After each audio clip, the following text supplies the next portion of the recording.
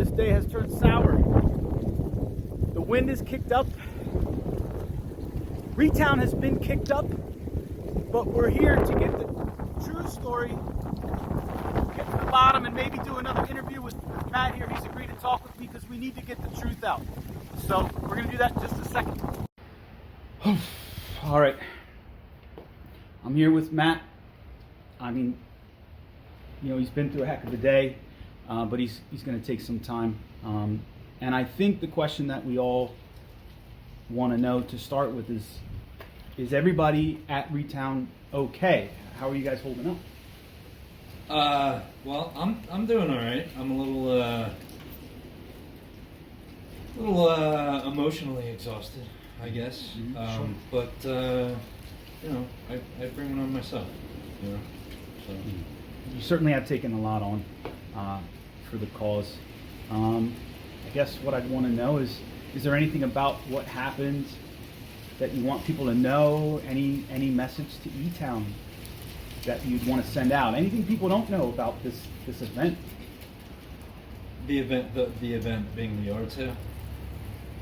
Yeah, the yard sale is obviously the big event, but Right. I think the people are concerned right now about the E-Towne violence that went down today, and I do want to talk about the successes that you had today. Absolutely, that's really how I'd like to spend the bulk of our time, but it's up to you.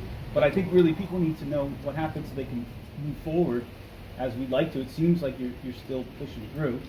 Yeah. You know, I mean, that's the one thing I have been told, and I've kind of held on to it by one of my ex-wives.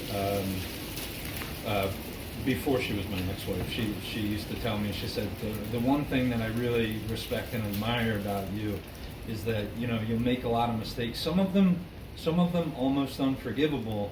But you pick yourself back up and you try again. You don't let it stop you from making the next mistake and picking yourself back up, and then, you know, and then trying not to make the same mistake and trying to do the right thing. You know, I mean, you try.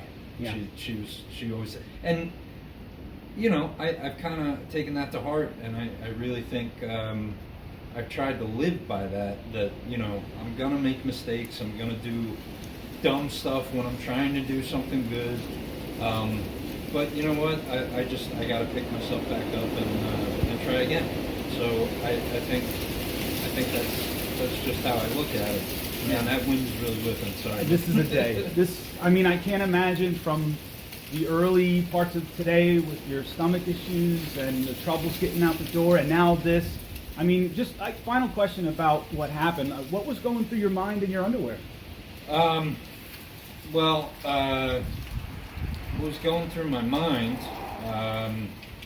At which point? Which one were we talking about? I'm still referring to the assault. And, you know, everybody, Right. the information is so short, so brief. And yeah, I mean, listen. When I have the microphone by my face, that's my. We're gonna do like I talk, then you talk. I'm sorry. No problem. I mean, I'm sure you haven't done many interviews just yet, so hopefully we can change that and get the word out. You know, did you want to?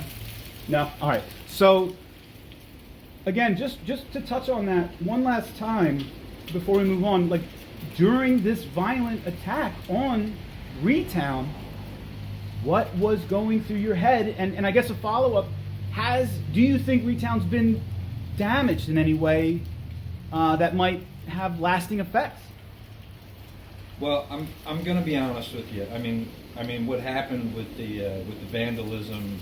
I wouldn't call it an assault, because I mean, thankfully, I was able to maneuver into one of those crouching tiger, hidden dragon poses, and the guy ran off. He was a little afraid, and there didn't have to be any violence, you know, between human beings. But the vandalism, I mean, it caught me completely off guard. I was on the phone with my mom, checking in with her, and you know, and we were just talking about how, I mean, she was just wishing me good luck, and yeah, and I mean, you know, this masked figure ran around the corner of the house, started throwing stuff, and like I said, I ducked down and I put my leg out and did the whole like ninja karate move that I learned from a really spectacular master of the craft.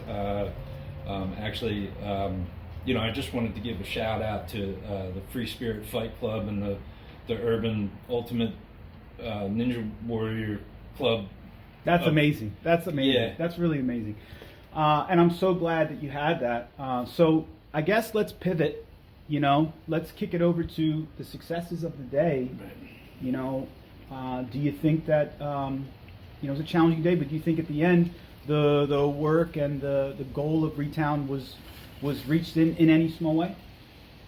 I definitely say it was reached in a small way.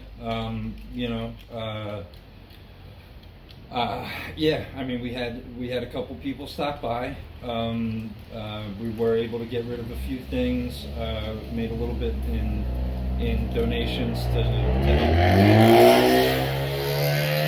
Let's take that over. Okay. So today was a tough day for everybody. No one like you, and there is no one like you. But were there some wins and successes to the goals and dreams of E-Towne that you're able to accomplish today? Yeah, absolutely. Like I said, I mean, we had a few people stop by, got rid of a few things, made a little bit of money for saving the storage unit. I got,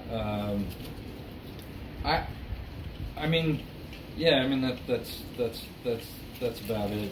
But we're gearing up for the next 2 days. We're gonna get some more stuff out here tomorrow and Sunday, and just hope that more people show up. Awesome.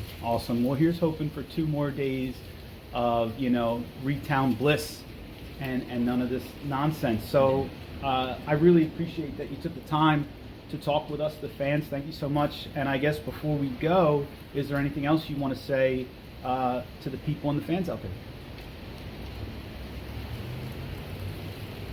All right. Sometimes those silent moments really do. It's beyond words. That's what I've always said. Yeah. Okay. All right. Well, let's end it. We're good. All right. Thanks, everybody. We'll see you soon.